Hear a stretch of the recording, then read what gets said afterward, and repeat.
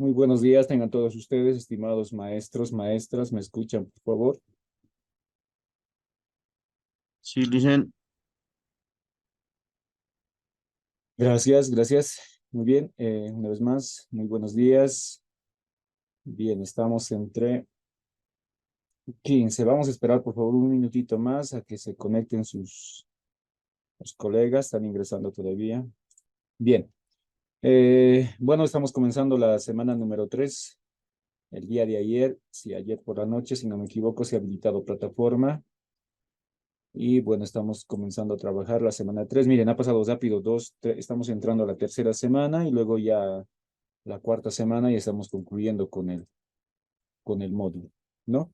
Eh, las actividades de la semana uno ya seguramente lo han revisado, ya se encuentra con la nota asignada, algunas quizás algunas retroalimentación por parte del docente que hay que siempre dar lectura para ver, digamos, qué es lo que se está fallando o qué es lo que faltaba a su trabajo, siempre tratando de cumplir con los criterios de evaluación que, bueno, vienen estipulados desde la Universidad Pedagógica. Tratamos siempre de guiarnos en eso, ¿no? Las orientaciones didácticas y los criterios de evaluación. Ha habido algunos trabajos, colegas, y creo que es nomás, hay que decirlo, ha habido algunos trabajos los cuales se han salido totalmente del tema, ¿ya? Por eso les recalcaba la primera semana, por eso es importante estar en la sesión sincrónica y, bueno, si no estaba, bueno, revisar las grabaciones, ¿no? Como les decía, hay actividades que totalmente se han salido del tema, se salieron por la tangente, ¿no? La actividad pide una cosa, pero han realizado otra muy distinta, totalmente distinta. No se piensa que se han equivocado, ha sido el apuro, cuál será la situación. Solo tener cuidado con aquello, colegas, ya hay que tener cuidado con aquello y tratar siempre de cumplir las orientaciones y los criterios de evaluación, el formato de presentación que se estipulen en las orientaciones didácticas de cada semana, ¿ya? Así, también, ¿por qué no decirlo? No ha habido en esta primera semana trabajos realmente muy buenos, ¿no? En cuanto a su presentación, en cuanto a su contenido, al análisis que se realiza de los distintos temas que se abarcan en la semana uno, de trabajos muy completos, ¿no? Entonces, la calificación también ha sido en ese sentido. O sea, no con la intención de, una vez más, la intención mía como docente es que culminando el diplomado, somos 28, los 28 puedan pasar al siguiente módulo. No, en ese sentido, ha habido algunos trabajos, una vez más, que se han salido totalmente del tema, los cuales no se les ha ponderado con una nota muy baja, ¿no? Para que esto no les vaya a perjudicar. No puede ser, una vez más, una confusión o algo, entonces se les ha colocado una nota promedio para que con las siguientes actividades puedan subir su nota, jalar hacia arriba su nota, ¿ya? Pero hay que tener un poquito de cuidado con aquello. Entonces ingresamos ahora la semana, bueno, no sin antes hacer reiterativa, la entrega de actividades para la segunda semana. Bueno, en esta segunda semana hemos tenido dos actividades nada más, ¿no? Una vez más, mañana a las 11:59 de la noche terminamos con esa semana. Entonces, todavía estamos bueno, algo más de un día, ¿no? Exactamente.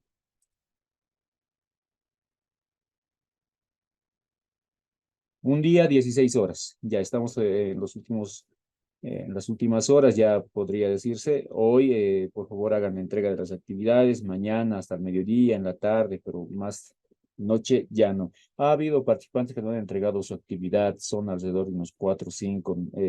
Tampoco se han comunicado con mi persona, ¿no? Si alguien por algún motivo, fuerza mayor, no pudo entregar alguna actividad, tiene que hacerlo, tiene que comunicarse inmediatamente con mi persona. O quizás sean participantes que ya tal vez han abandonado el diplomado, podría ser también. No son unos 4 o 5 participantes. Miren, los 28 que tenemos. Ya entonces, si alguien estuviera en esa situación, tiene que comunicarse de manera urgente con mi persona. Eso en cuanto a las actividades, bueno, perdón, una entrega nada más tenemos hasta el momento. Miren, en la actividad uno y en la actividad número 2,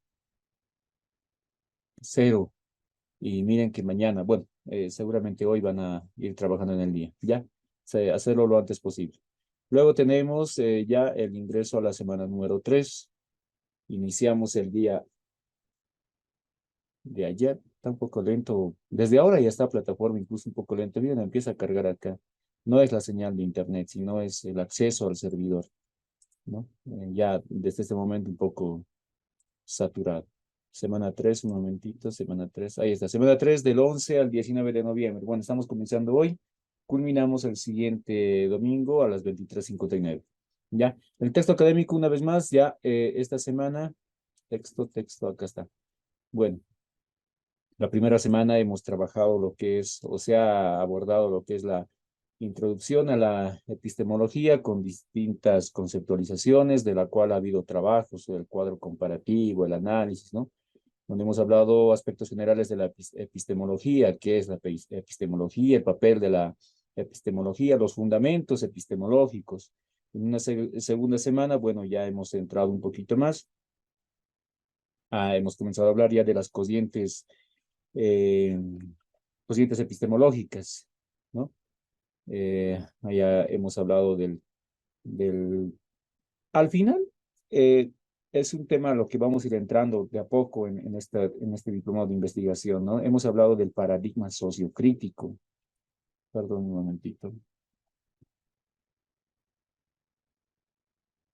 En la unidad 2, ¿no? El paradigma sociocrítico. Bueno, antes el realismo, el idealismo, el empirismo, el racionalismo, pero de a poco ya nos vamos, ya vamos adentrándonos en lo que es realmente lo que el diplomado va a buscar a la final, ¿no?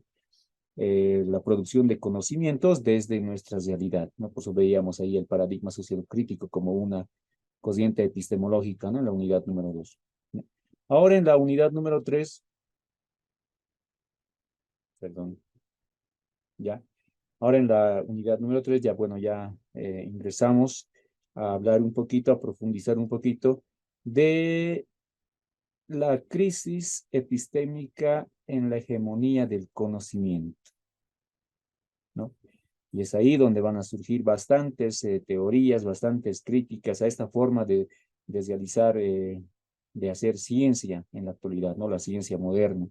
Y la crisis que está en los últimos años eh, se está dando que hablar bastante, ¿no? De esta crisis de la ciencia moderna. Y justamente por ello se busca otros modos de hacer ciencia, ¿no? Y es ahí donde se entra nuestro contexto, entra todo lo que es Latinoamérica, los discursos de Enrique Dussel, discursos realmente bastante interesantes que nos hablan acerca de hacer ciencia, de, mm, de la decolonialidad, de la descolonización de la ciencia, algo que Dussel, enseguida vamos a ver un videíto de él, ¿no? Que hace una crítica bastante dura a los modelos educativos de Latinoamérica, de todo este contexto, ¿no? Y bueno, dentro de eso también estaría pues nuestra educación, nuestro modelo educativo, ¿no? Hace una crítica bastante fuerte, indicando que debe haber una descolonización eh, de la ciencia, una descolonización de la ciencia. Enrique Dussel nos habla de aquello, ¿no? En un video que está en internet, enseguida lo vamos a ver, donde nos habla partiendo desde la historia, dice, ¿no? La historia que nos cuentan, una historia que ha sido escrita por los europeos, por los extranjeros y que a nosotros se nos viene a imponer como nuestra historia, ¿no? Hace una gran crítica a eso principalmente, ¿no? Acerca nos habla acerca de apoyar la innovación y la tecnología, ¿no? Se debe apoyar, dice, ¿no? Pero no con estándares, no con normas, no bajo, digamos, lo que esté escrito, lo que ya esté dicho eh, por historiadores, por científicos que no son de nuestro contexto, europeos. Habla de eso, ¿no? Sino hay que darle mayor importancia a nuestra innovación, a nuestra tecnología, partiendo desde nuestras culturas, desde nuestros saberes y conocimientos ancestrales. Habla de eso, ¿no? Porque al final, dice, terminamos apoyando o terminamos comprando muchas veces, ¿no? O sea, no es que no haya tecnología, no es que no haya, eh, no sé, científicos, pero cuando surge, dice, una innovación, ¿no? Eso hay que hacerlo registrar, hay que patentarlo. Es más, no hay apoyo de nuestros propios gobiernos y lo que hacemos muchas veces es buscar el apoyo de extranjeros. Extranjeros que a la final van a colocar la patente en esos productos y los vamos a terminar comprando. Algo nuestro que nosotros luego terminamos comprando, ¿no? Es algo cierto eso, ¿no? Últimamente, por ejemplo, se ha hablado harto de representaciones de Bolivia en el campo deportivo, ¿no? En el atletismo, distintas ramas. Excelentes deportistas que hay, ¿no? Que al no encontrar, por ejemplo, el apoyo en el gobierno nacional, ¿qué es lo que hacen? Buscan el apoyo de afuera, ¿no? Y se ha escuchado bastante eso en los últimos meses con toda esta coyuntura de Garibay y todo lo demás, ¿no? Entonces, es eso lo que Enrique Dussel critica, ¿no? Dice, no hay apoyo desde el gobierno interno, no hay ese apoyo para los que crean ciencia, tecnología, ¿no? Y a la final, ¿qué realizamos? Bueno, muchas veces extranjeros vienen acá a aportar con ideas o a implementar algo, a innovar en algo, y luego ellos, o a la final terminamos comprando tecnología de los países europeos, ¿no? De los países europeos, y no de América del Norte, como debería de ser, si realmente queremos que exista una descolonización de la ciencia. Y para esto, ¿no? Enrique Dussel lo que propone es algo drástico, ¿no? Algo drástico, pareciera drástico.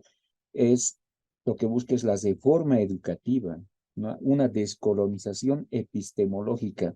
¿Qué es epistemología? Ciencia, ¿no? Entonces, una descolonización de la ciencia. Eso es lo que apunta, o eso es lo que indica Enrique Dussel. No hay que hacer un cambio realmente grande desde todos los niveles educativos, ¿no? Inicial, primaria, secundaria, universitaria, ¿no?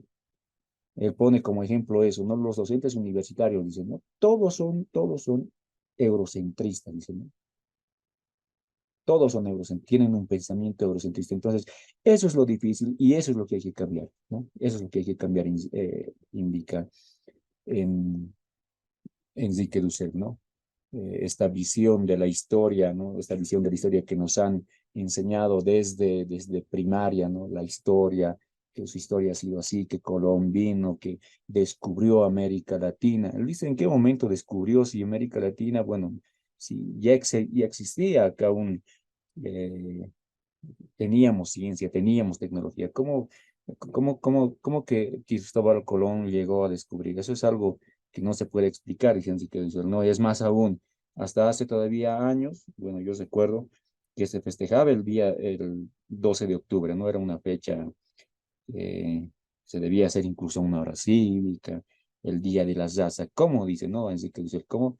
Día de las Razas, ¿día de quién? Día de ellos. Y bueno, eso sí es algo cierto, ¿no? O sea, descubrimiento de América, pero si ya existían acá de una culturas muy antiguas, ya existían acá que tenían una vez más ciencia, tecnología, medicina, ¿no?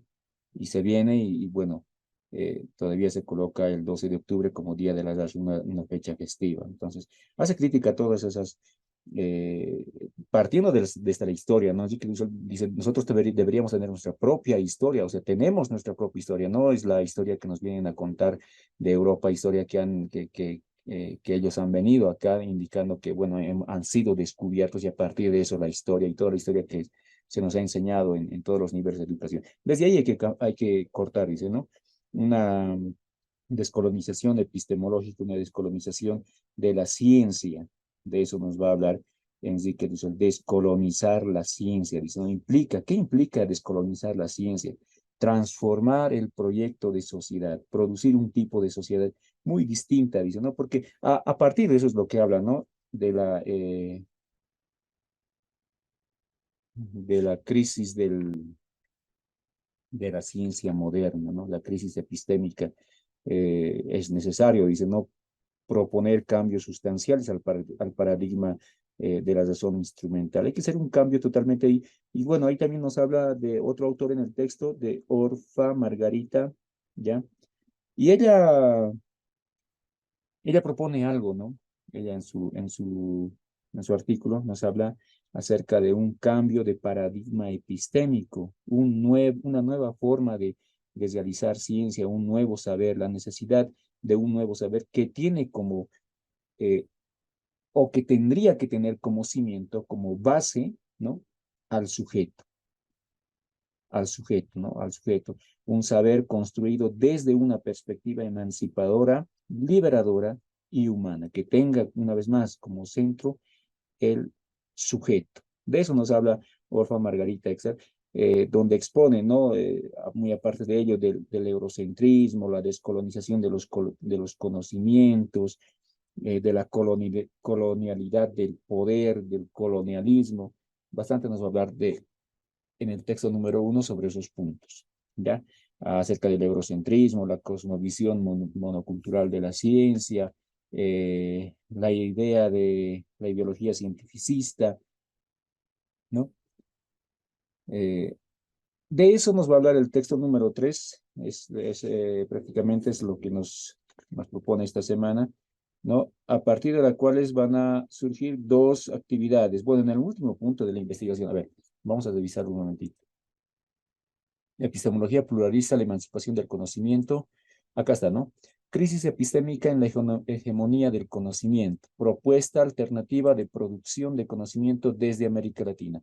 Las actividades número 1 y número 2 están apuntando a estos dos puntos, en los cuales va a profundizar en esta unidad temática número 3. Son tres puntos en sí. Es este primer punto, crisis epistémica en la hegemonía del conocimiento. Y el segundo punto es la propuesta de alternativa de producción de conocimientos desde América Latina. Y el tercer punto es investigación y producción de conocimientos desde la emancipación. Bueno, lo que llegamos al Zoom de todo de esta semana 3, ¿no? A una investigación y producción de conocimientos desde la emancipación, ¿no? Producir conocimientos propios, a eso se refiere, ¿no? Conocimientos propios y pertinentes para nuestra región, para nuestra vida, ¿no? Pero eso va a requerir una manera distinta de entender, no de hacer nada más, sino desde entender la investigación, ¿no? Desde entender la investigación. ¿Ya? Entonces, si revisamos las actividades número 1 y número 2, vamos a ir viendo que primera semana. Ya, acá está. Unidad temática 3, la epistemología opuesta, acá está. Listo. Entonces, el propósito pedagógico primero, al finalizar este módulo, los participantes podrán explicar propuestas para desestructurar la hegemonía del conocimiento, volvemos a hablar de aquello, ¿no? Que aún subyacen en el campo investigativo mediante análisis de investigaciones para apoyar las investigaciones de la realidad circundante. Listo. Entonces, la primera actividad que tenemos para esta semana es justamente esta. La anterior semana, igual, bueno, en la semana 2 existía un círculo de reflexión, el cual ustedes deberían de trabajar y enviar el audio más las conclusiones de ese círculo de reflexión. La actividad número 1 de esta semana 3 es similar, solo que ya no hay que presentar la grabación, sino directamente las conclusiones. ¿En qué consiste la actividad? Realizar una lectura del punto 1 y establecer un espacio de diálogo con las guías de las siguientes cuestionantes. Bueno, un ciclo de reflexión bajo estas cuestionantes. ¿Qué implicaciones tiene la hegemonía del pensamiento en la investigación en Bolivia? ¿Ya? Dice, ¿qué implicaciones tiene la hegemonía del pensamiento en la investigación en Bolivia? Seguramente bastante, ¿no? Implicaciones que tiene. B, ¿cuál sería la función del docente en la actual coyuntura sobre el tema de investigación y producción de conocimientos? Bueno, un cambio radical, habrá que tomar en cuenta aquello, ¿no? Lo que nos dice Enrique Dussel, ¿no?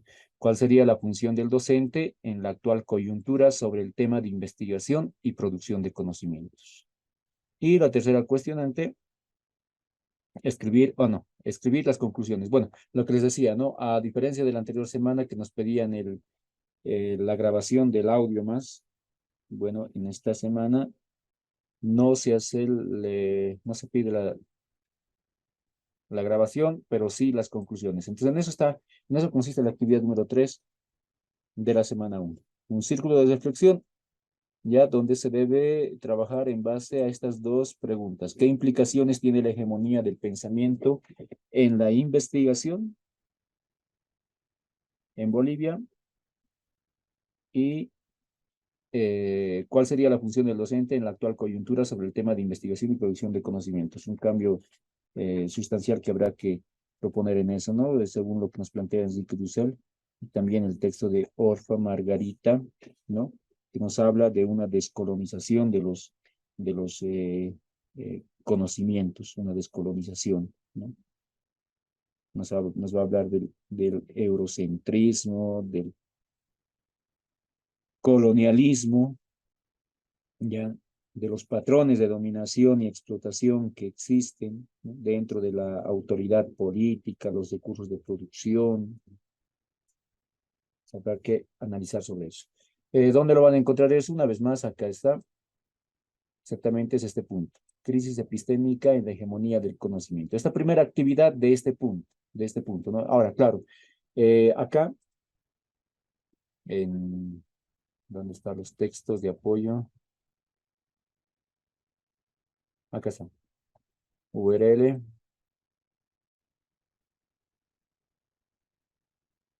Para la tercera semana, justamente para esa actividad, para esas dos actividades, tenemos material de lectura complementaria, ¿no? Que es este, el potencial epistemológico y teoría de historia oral de la lógica instrumental a la descolonización de la historia. Descolonizar la historia, es algo de lo que nos habla Dussel, ¿no? En ese su artículo, en el artículo que vamos a ver en este momento. Maestros, formar o transformar.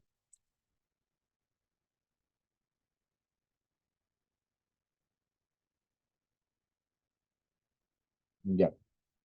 Entonces, este de acá no abre. Esto lo vamos a probar ahora. Si no me equivoco, esta. Ahí está. Potencial epistemológico, teoría y teoría de la historia oral, de la lógica instrumental a la descolonización de la historia, por Silvia Rivera Cusicanqui. Este texto les va a ayudar a trabajar también la actividad número 1. ¿Ya? Es este texto que tenemos de apoyo. Y este otro, a ver, maestros, formar o transformar. Pero creo que no habría este, si no me equivoco. Vamos a ver. Sí, no abre. Pero ese es el texto. ¿Dónde está? Es este el texto. Ya, Gensi Basis, maestros, formar o transformar. De, bueno, no está acá completo, a ver. Vamos a ver. No, está con, bueno, hay que comprarlo. Ya, lo voy a buscar yo, este otro texto, porque no está disponible en las orientaciones. Lo voy a buscar, lo voy a compartir con ustedes, ¿ya? Pero este sí está disponible, ¿no? Se puede ingresar eso, ¿ya? Entonces, en función de esas, perdón, ¿dónde está?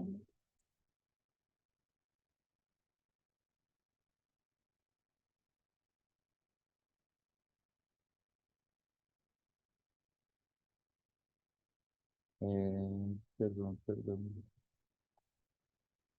Tres, acá está. Ya. Esa sería la actividad número 1, el círculo de reflexión. Una vez más, no deben enviar el audio, solamente las conclusiones. Ahora, ese círculo de reflexión deben trabajar entre dos. Bueno, si continuamos trabajando entre un buen porcentaje, me imagino que para la actividad número 2 o 3, si no me equivoco, de la semana 2, han conformado ustedes círculos de reflexión. Si pueden utilizar el mismo, los mismos colegas, mucho mejor, ¿ya?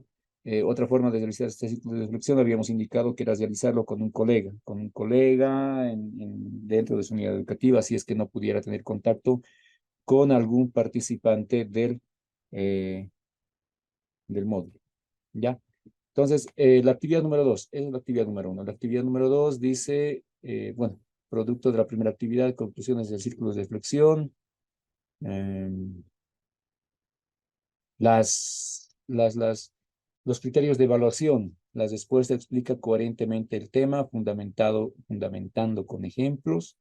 La respuesta expresa de manera clara y concisa. Ya. Tenemos para cada pregunta, miren, tenemos un criterio de evaluación, ¿no? Son dos preguntas, sí, dos preguntas justamente eh, con los cuales se va a trabajar el círculo de reflexión y los criterios de evaluación para cada una de ellas, ¿no? ¿Qué implicaciones tiene la hegemonía del pensamiento en la investigación en Bolivia? Dice, la respuesta explica coherentemente el tema fundamentado con ejemplos. La siguiente, ¿cuál sería la función del docente en la actual coyuntura sobre el tema de investigación y producción de conocimientos? La respuesta expresa de manera clara y concisa la función del docente en la investigación de acuerdo al módulo. Ya, entonces, tratemos siempre de cumplir con aquello.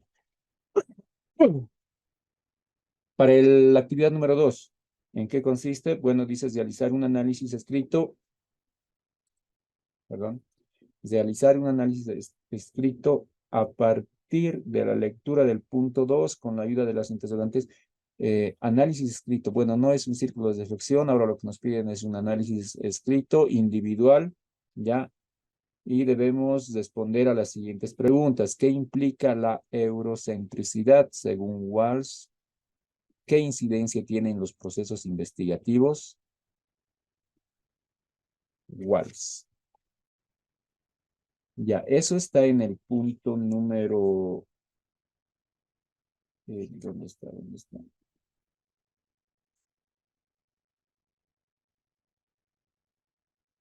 Mm, Vamos a ver.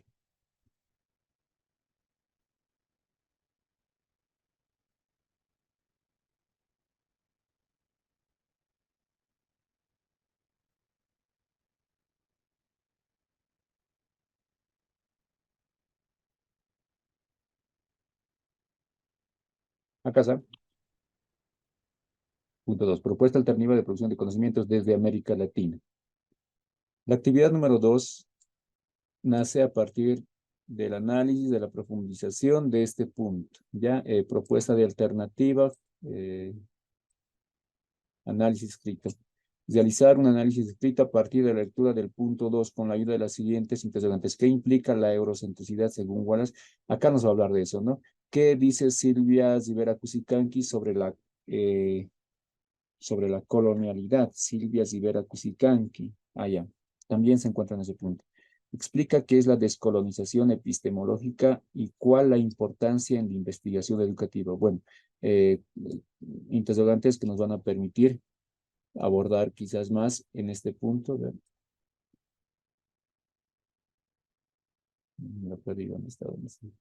Acá está, página 49. Vamos a ver.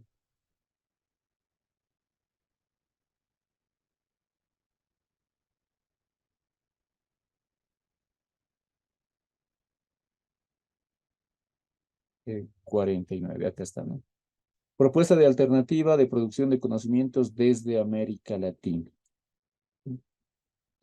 Ya, acá lo que, bueno, nos va a hablar es acerca de la propuesta de alternativa de producción de conocimientos desde América Latina, desde los países, dice, ¿no? Donde tiene que surgir la producción intelectual al mismo o mejor nivel incluso que del norte, ¿no? Donde se produzcan conocimientos no solamente para nuestra región, no solamente para nuestra región local, sino para el tercer mundo, para el planeta entero, ¿no?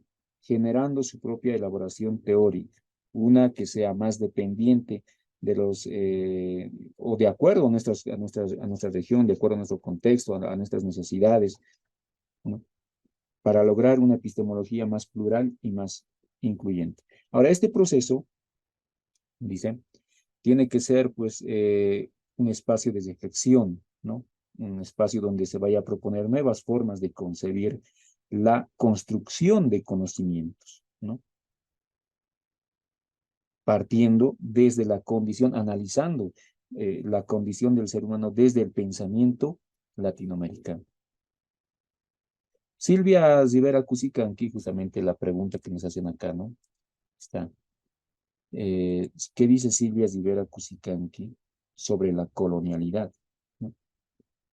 Silvia Rivera Cusicanqui lo que propone es un diálogo en el que, si realmente queremos lograr, dice, la colonialidad, no romper la colonialidad, dice, es necesario un diálogo en el que mestizos, indios, negros, interactúan en igual de condiciones, ¿no? Y, y a partir de ese modo, uno aprenda del otro, uno pueda aportar con sus conocimientos, su forma de hacer política, su forma de, su cultura, su religión, sus modos de vida, sus tecnologías, puedan compartir entre todos ellos en este proceso de intercambio de saberes de éticas y estéticas. Nos va a hablar también de del eurocentrismo. Ya, perdón un momentito.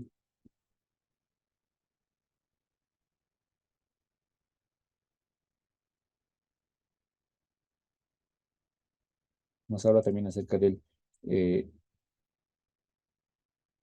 del eurocentrismo, ¿no? Contrario a lo que les decía, ¿no? La anterior semana en los últimos puntos se han llegado a tocar, por ejemplo, el paradigma sociocrítico, que va a ser una propuesta justamente de esta crisis de la epistemología, ¿no?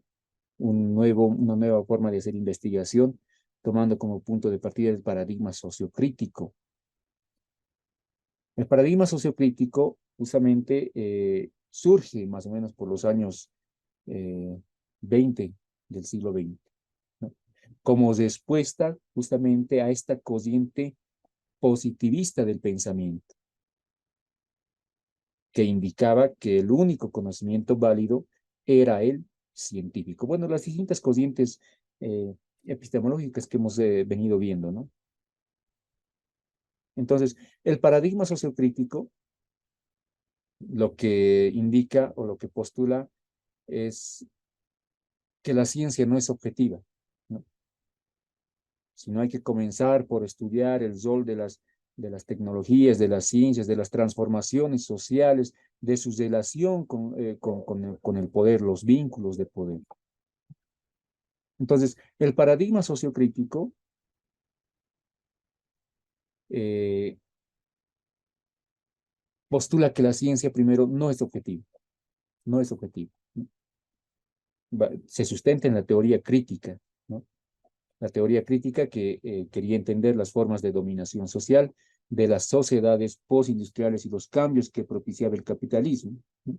Así es como introduce una noción ideológica y el análisis del cambio social, un cambio social a través del paradigma sociocrítico, ¿no? ¿Cuáles son las características del paradigma sociocrítico? ¿No? Quizás sea lo más, lo que habría que resaltar acerca del paradigma sociocrítico, ¿no? Primero, que es autorreflexivo, ¿no? Eh, al indicar que las soluciones a las problemáticas, ¿no? En cualquier ámbito, que las soluciones a las problemáticas que se encuentran en la cotidianidad, ¿no? Dice, están dentro de la misma sociedad, no fuera de ella. Las soluciones están ahí mismo, ahí adentro. O sea, hay que partir, hay que comenzar por hacer investigación desde la realidad, desde el contexto, ¿no? El paradigma sociocrítico, mediante la autorreflexión. ¿De quiénes? De los directos involucrados dentro de ese círculo, dentro de esa realidad, los miembros de ese entorno, ¿no? A los cuales les afecta esas problemáticas y a las cuales también les va a interesar esa solución, ¿no? A través de una verdadera y auténtica reflexión, una autorreflexión. Pero para eso dice que los grupos tienen que ser conscientes de lo que les sucede, tienen que ser conscientes de eso. Muchas veces eso es lo que no existe, ¿no? No existe esa conciencia, ¿no? Por eso vivimos, indicaba en Husserl, ¿no? Vivimos en una cultura centrada en Europa, ¿no? Pensamos que la solución y todo lo bueno viene de Europa, eurocentrismo, Por eso habla de una descolonización educativa, una descolonización epistemológica. Entonces, una de las características del paradigma sociocrítico es que es autorreflexivo, ¿no? Otra característica, que es de carácter participativo, ¿no? ¿A qué se refiere con esto? En que el investigador tiene que asumir una posición de facilitar, ¿no? Es un facilitador el investigador, ¿no? En una comunidad, en un lugar donde se aplica este paradigma sociocrítico, ¿no? Todos, dice, todos deben participar por igual, desde la identificación de la problemática, desde el campo de estudio que se dice, todos deben participar por igual. Y todos tienen esa capacidad de plantear también soluciones, aportar con soluciones. Entonces, en ese entendido, el del paradigma sociocrítico, bueno, que se va a proponer como un paradigma para la producción de conocimientos desde la emancipación, ¿no? Por eso hablábamos del paradigma sociocrítico, algo que se ha visto la anterior semana. Hablábamos de sus características más importantes del paradigma sociocrítico. Primero decíamos que es autorreflexivo, ¿no? Que es de carácter participativo, ¿no? El investigador va a asumir una posición, un rol, ¿no? En equidad con todos los demás. Perdón. ¿No? Tiene un carácter emancipador, ¿no? Y aquí haces referencia con esto de una de las características del paradigma sociocrítico, ¿no? Cuando una comunidad es capaz de establecer, ¿no? Aquello que crea que es la solución a sus problemas, ¿no? A sus problemáticas, a sus necesidades, ¿no? Esto genera en todos los miembros de esa comunidad una sensación de empoderamiento, ¿no? Una sensación de empoderamiento desde los propios actores dentro de la comunidad educativa o dentro de la comunidad, como de los investigadores, ¿no? Y este empoderamiento va a hacer que las personas, eh, a partir de ello, busquen de manera activa sus propias maneras de gestionar sus problemas, de buscar soluciones a sus problemáticas, ¿no? Entonces, este cambio, miren que se va a dar dentro de la misma comunidad, ¿no? Un cambio social, una transformación. Y es eso lo que necesitamos, ¿no? Es eso lo que se necesita. Entonces, una de las características del paradigma sociocrítico justamente es ese, que tiene un carácter emancipador, ¿no? Un carácter emancipador, que impulse la acción participativa, ¿no? Que los motive a investigar. Otra de las características del paradigma sociocrítico, decisiones consensuadas, ¿no? Toda decisión, dentro del proceso de investigativo, se debe tomar decisiones consensuadas dentro del grupo, de forma grupal, ¿no? No solamente para, digamos, determinar la solución a un problema, sino prácticamente las problemáticas, las soluciones, todo lo que conlleva al análisis dentro de la comunidad, ¿no? Salen de decisiones consensuadas o se toman a partir de decisiones consensuadas. Uh-huh. Otra de las características del paradigma sociocrítico tiene una visión democrática y compartida, ¿no? Es prácticamente como una acción participativa, ¿no? Con una visión global, democrática. Todo lo que sucede al interior de la comunidad, todo lo que sucede dentro de la investigación, ¿no? Entonces, miren que el conocimiento, si partimos de eso, el conocimiento se construye entre todos, ¿no? Entre todos los actores. Paradigma sociocrítico. Otra de las características es que predomina la práctica, ¿no? El paradigma sociocrítico no le interesa establecer generalizaciones, ¿no? Ya que el análisis parte de una problemática específica dentro de esa comunidad, dentro de la comunidad, ¿no? Por tanto, las soluciones que van a ser fruto de ese proceso de investigación, de ese diálogo, ¿no? Solo van a servir a esa comunidad. Y es por ello que se hace una crítica bastante fuerte al eurocentrismo, ¿no? Dice, muchas veces vienen con soluciones que se han pensado en otros países, que se han pensado para otras regiones, pero vienen con esas mismas soluciones, con esas mismas teorías, ¿no? A querer aplicarlas acá. Un contexto muy distinto, una cultura muy distinta, ¿no? Una fuerte crítica al eurocentrismo. Y justamente por ello, la crisis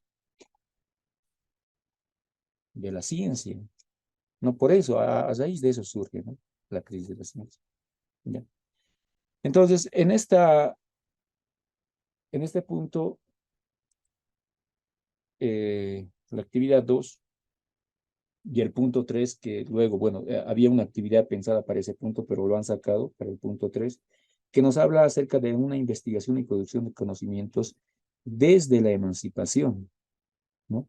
Producir conocimientos propios que den solución a nuestras problemáticas en nuestro contexto, pertinentes para nuestra vida, ¿no? Entonces, para eso, dice, hay que hacer o hay que buscar una manera distinta de entender y de hacer la investigación, ¿no?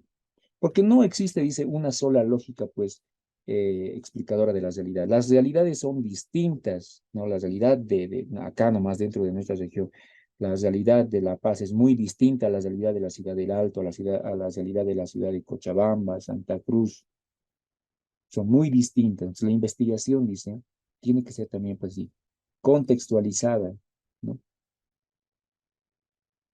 Una investigación y producción de conocimientos desde la emancipación, ¿no? Hay que buscar, hay que transformar esa realidad, ¿no? Pero, ¿qué tipo de realidad?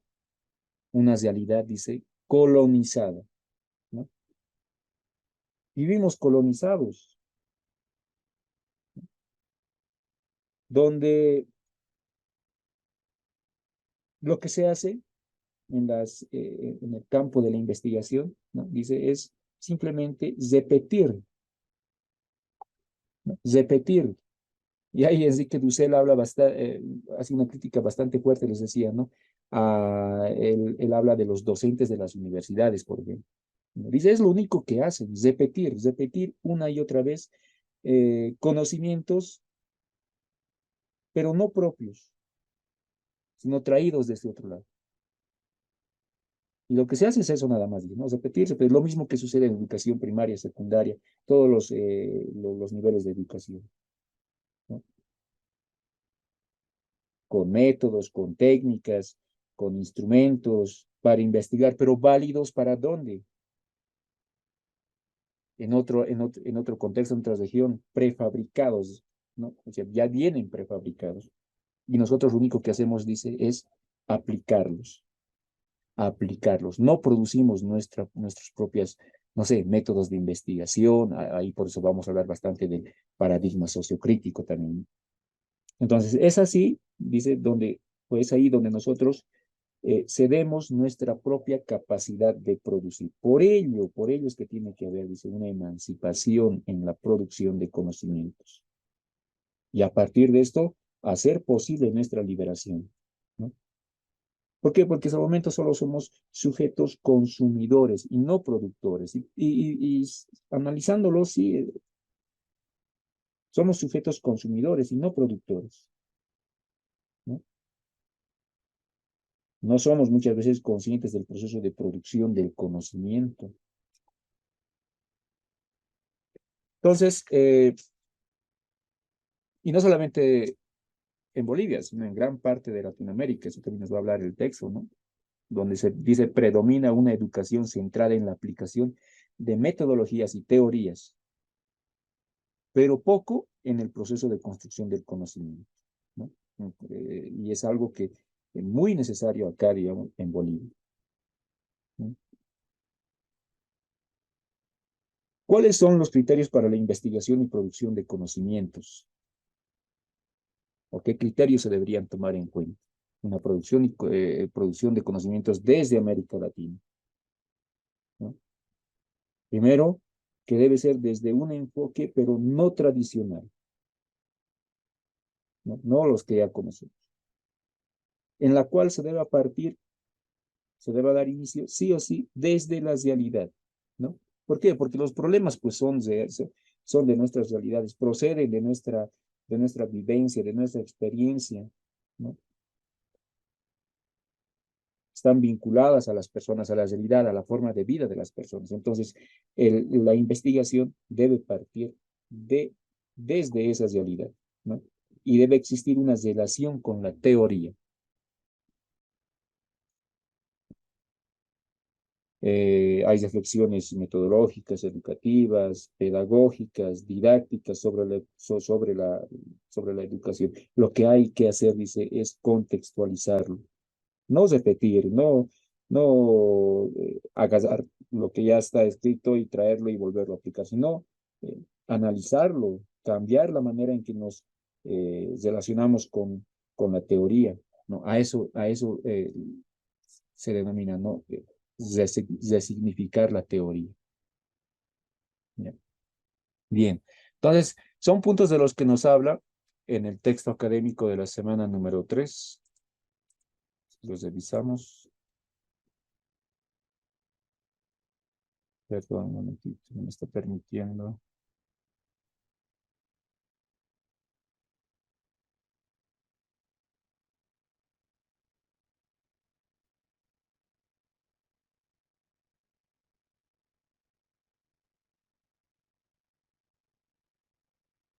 Ahora sí,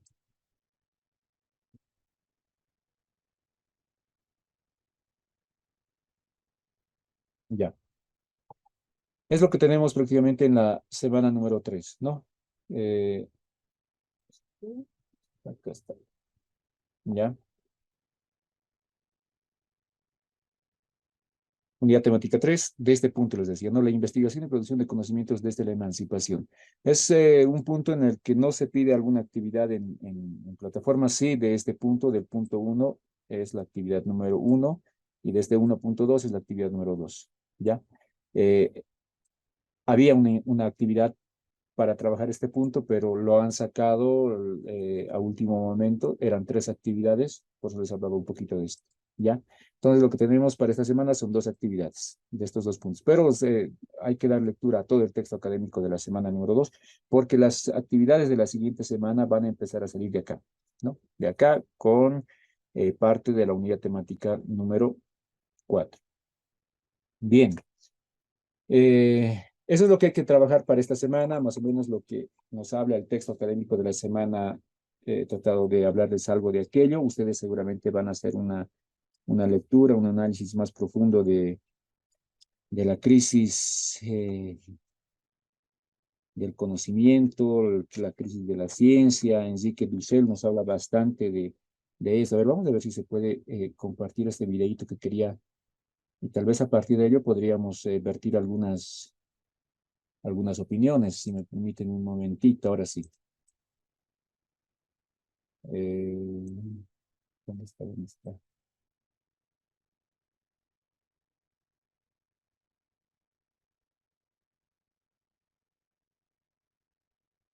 Sí, ahora sí.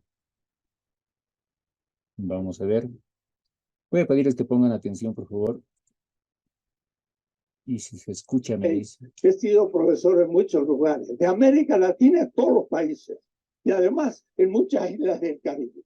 Y siempre he hecho esta pregunta, que se la hago a ustedes ahora. ¿Quién estudió la historia con otra periodización de aquello de la antigüedad, la edad media y la edad moderna? ¿Quién estudió la historia universal con otro esquema? ¿Y sabe qué me pasó en China y entre los árabes y en el África, Sudáfrica? Nadie levantó la mano. Todos estudian ese esquema de la historia en el mundo. ¿Y hace cuánto tiempo que existe esta periodización de la historia? 2 siglos. Lo inventaron los románticos alemanes. Novalis dice, nosotros inventamos la antigüedad. No había ese esquema. La antigüedad, inventada por Europa, empieza en la China como la cultura más antigua, la India, los persas, los medas, los griegos y los romanos, la antigüedad. Y después llega la Edad Media. La Edad Media, los caballeros medievales, todo. Y luego la modernidad. Todos hemos estudiado eso y no solo, lo enseñamos en nuestros métodos, en la primaria, en la secundaria, en la universidad, en los doctorados y en los postdoctorados.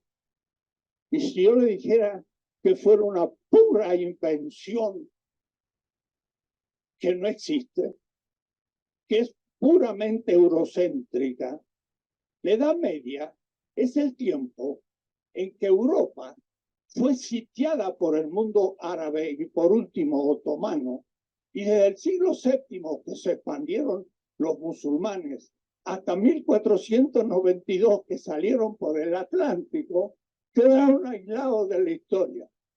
La Edad Media vale solo para el mundo latino-germánico. Y no hay Edad Media en ninguna parte del mundo fuera de Europa. Y el feudalismo es un sistema exclusivamente de Europa, no existe en ninguna parte. Y nosotros creemos que es universal y se lo enseñamos a nuestros niños. ¿Dónde está la antigüedad en América Latina? No existe. ¿Estuvimos nosotros en la Edad Media? Tampoco. Estamos fuera de la historia. Y esa historia, donde estamos fuera, la enseñamos. En 1892 se festejó el 4º centenario del descubrimiento de América y se puso una estatua de Colón en la Avenida de Reforma. ¿Sabían ustedes? Fue así. Descubrió América Colón.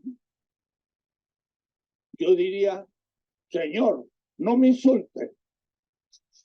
Yo soy americano y los que estaban aquí antes de Colón no eran humanos, no habían descubierto América.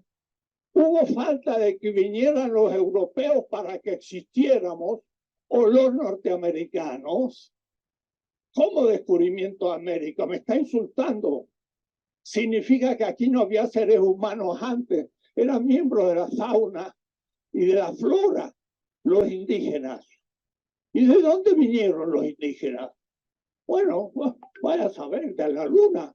Porque en la historia que estudiamos, cuando aparece Colón, descubre América y ahí estudiamos a los indígenas.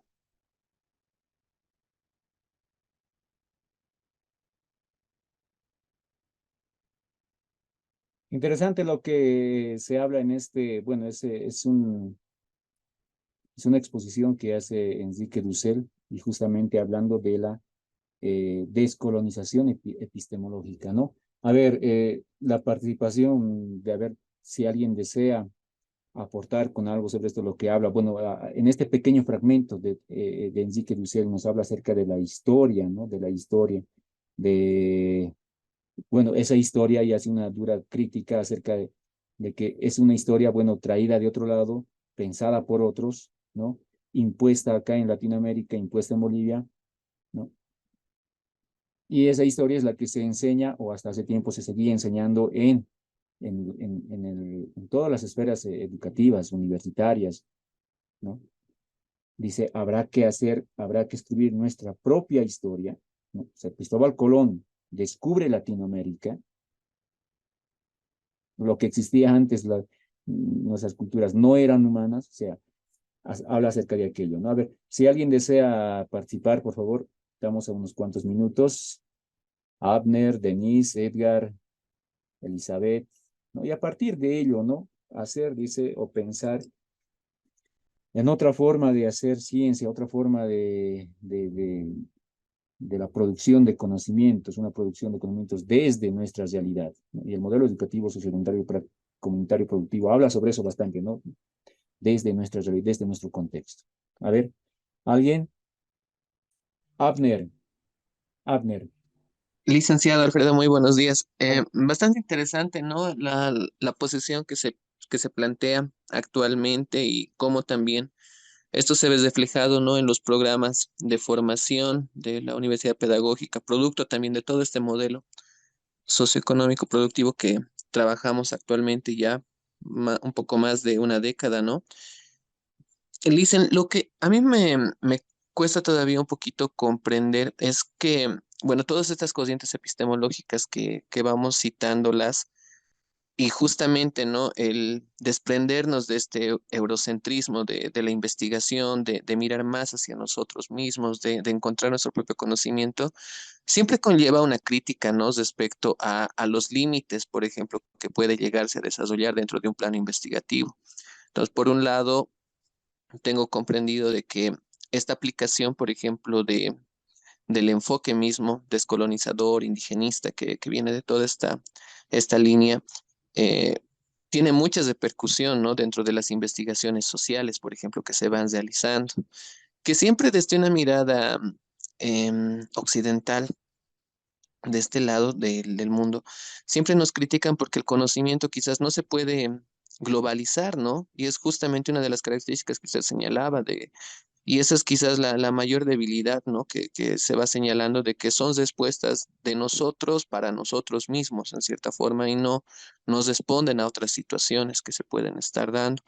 Entonces, en un tiempo yo recuerdo que había mucha crítica, ¿no? A la forma de hacer pedagogía actualmente, a la forma de hacer investigación, porque lo consideraban que era muy reduccionista y nos centrábamos mucho en nosotros mismos y dejábamos de lado quizás lo que se iba haciendo posteriormente, ¿no?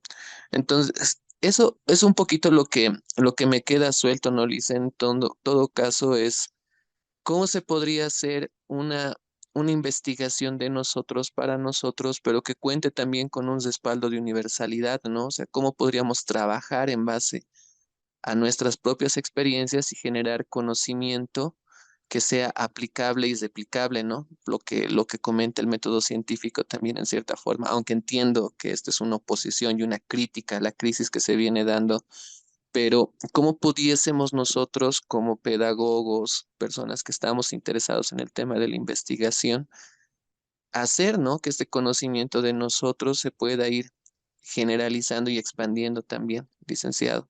Eso quizás es un poco lo que me queda suelto siempre de esta forma de hacer investigación. Gracias, licenciado Alfredo. Listo, gracias. Abner, ¿no? Abner. Sí, es muy cierto lo que tú dices, ¿no? Nuestro modelo educativo, y bueno, el modelo educativo ha sufrido bastante crítica partiendo de eso que tú decías, ¿no? Cómo, digamos, nosotros podemos crear ciencia y que éste sea válido no solamente en nuestro contexto, ¿no? Sino a nivel, ¿no? O fuera de acá, ¿no? Sea aceptado, digamos, por los cientificistas para que esto sea considerado como ciencia. Y es algo que bastante se ha discutido, por ejemplo, de la medicina tradicional, ¿no? Hasta cierto tiempo ha sido totalmente rechazada. En un comienzo ustedes recordarán que la medicina tradicional, que no era científica, que no se aplicaba el método científico, pero que demostraba, digamos, eh, las pruebas de haber aplicado esa medicina tradicional, por ejemplo, había resultados, sí, había muy buenos resultados, ¿no? Si bien no era algo considerado como científico, bueno, ¿por qué? ¿Por qué? Pero ¿por qué no es considerado científico también? ¿No? Y hace 2 semanas, una semana hablábamos de aquello, ¿no? Que algo es considerado científico solo cuando es o se aplica el método científico a ese conocimiento. Pero ese método científico, ¿quiénes lo han propuesto? Dicen, ¿no? ¿Quiénes lo han propuesto? ¿Nosotros lo hemos propuesto? No. Ha sido propuesto por eh, fuera de nuestro contexto, fuera de nuestra realidad, ¿no? Han sido impuestos por otras culturas, por otros países. Entonces, habría que partir de ello, ¿no? ¿Por qué siempre, digamos, pensar o querer que esto sea aceptado eh, si dentro de nuestro contexto ese conocimiento, esa ciencia, esa, no sé, lo que se haya creado, si tiene frutos, si es, digamos, aplicable a nuestro contexto, bueno, deberíamos quizás tal vez de decir, bueno, funciona, es aplicable a nuestro contexto, son soluciones a nuestras problemáticas. Y es lo que busca, ¿no? Un poquito esto de la unidad que estamos abordando ahora de un nuevo método, una nueva forma de hacer ciencia, ¿no? Una de sus principales características es, dice, que debes responder a las realidades, a las necesidades de su contexto. Bueno, y a partir de ello, ¿por qué no comenzar a exportar? Es un problema, sí, que como dice su compañero, colega, es algo que siempre va a recibir críticas. ¿Por qué? Porque sí, quizás como dice, sea para nuestro contexto de soluciones a nuestra realidad, pero no sea, digamos, aplicable en el exterior. Algo que tampoco, digamos, en el exterior podrían fácilmente permitir, ¿no? Así como nosotros ahora estamos cuestionando todos esos conocimientos, teorías, métodos que han venido a ser impuestos acá, nosotros queremos crear nuestro propio conocimiento, nuestra propia forma de hacer ciencia, ¿no? Ya, muy bien. ¿Alguna otra participación? Quizás estamos entre cuántos, 22, 22. Emeterio, a ver, profe Emeterio, Licenciado, buenos días. buenos días. Compañeros de este curso de diplomado, muy buenos días. Mira, lo que habría que partir para este tipo de investigaciones es esencial, por ejemplo, reconocer que la historia lo hace pues el quien está en el poder. De ahí hay que partir. O sea, normalmente se dice, la historia lo hace quien tiene plata, Mm, ¿no? Y, y a veces eso nos cuesta entender, ¿no? Hemos intentado, por ejemplo, con el Propocon, hacer, digamos, los trabajos de investigación sociocrítica, pero de alguna manera, siempre hemos llegado a lo que es, ¿no? Llegar, por ejemplo, los objetivos específicos, objetivos generales, todo eso, ¿no? Entonces, tendríamos que ver otra forma de plantearnos. Y ahí nuestros docentes en Propecon nos decían, bueno, vamos a cambiar, no lo vamos a usar los objetivos específicos ni generales, sino de otra forma, ¿no? Se ha intentado, pero como que no tiene, digamos, ese énfasis que tiene la parte de la investigación científica. Nada más eso como manera de comentario. Muchísimas gracias, licenciado. gracias. Sí, es algo que se toca bastante este punto, ¿no? En Profocom, por ejemplo, bastante se ha hablado de la investigación, acción participativa, del paradigma sociocrítico, distintas técnicas, herramientas, incluso técnicas y herramientas que se están rescatando de nuestras culturas, ¿no? El acuyico, por ejemplo, que era considerado, o hasta en la anterior versión del diplomado de investigación, se tomaba como una técnica de recolección de información, el acuyico, ¿no? Algo que, bueno, tiene todo un fundamento por detrás, pero que es válido, ¿no? Entonces, es algo que vamos a ir tocando nosotros también en el siguiente módulo. Miren, en el siguiente módulo nosotros nos vamos a adentrar ya a lo que es de plano por ejemplo, algo que proponía Paulo Freire, la educación liberadora. Vamos a hablar de la pedagogía liberadora y sus fundamentos, todo un bosque de fundamentos que viene detrás de ello, ¿no? La educación como práctica liberadora. Vamos a hablar acerca de la investigación, acción participativa, ¿no? Entonces, son puntos que vamos a ir abordando en la semana que viene. Sí, en la semana que viene ya nos vamos adentrando a aquello. Entonces, eh, bueno, a seguir trabajando, colegas. Bueno, ya también son las 8:20. Estamos a minutos ya de que concluya la sesión. No sé si alguien más desea participar, algún aporte, alguna sugerencia quizás, o alguna consulta respecto a las actividades que tenemos para esta tercera semana. Emancipación y transformación de las realidades, lo que vamos a abordar también, paradigma sociocrítico. Ya. Muy bien. No habiendo, gracias, profe Meterio, muchas gracias.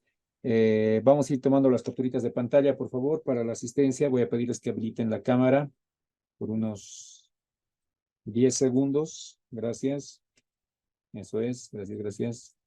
Seguimos habilitando, por favor. Quienes no hayan habilitado, se siguen tomando capturas. ¿Quién más? ¿Quién más? Listo.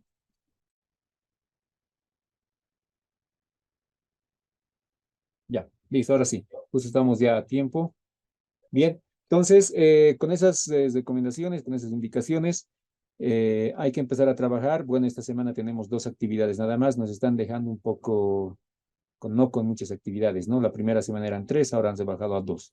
Ya en esta tercera semana, sí, van a haber 3 actividades, 2 del contenido de la semana y 1 producto final. Así que hay que estar preparándose. Ya, que eso sería todo por hoy. Que tengan un feliz fin de semana. Nos estaríamos viendo el siguiente fin de semana, el día sábado, 7 de la mañana. Cualquier consulta a través de WhatsApp. Muy buenos días tengan todos ustedes. Gracias, Licen. Hasta luego. Hasta luego, hasta luego, hasta luego. Hasta luego, Lizeth, buen día. Hasta luego, Miguel, hasta luego.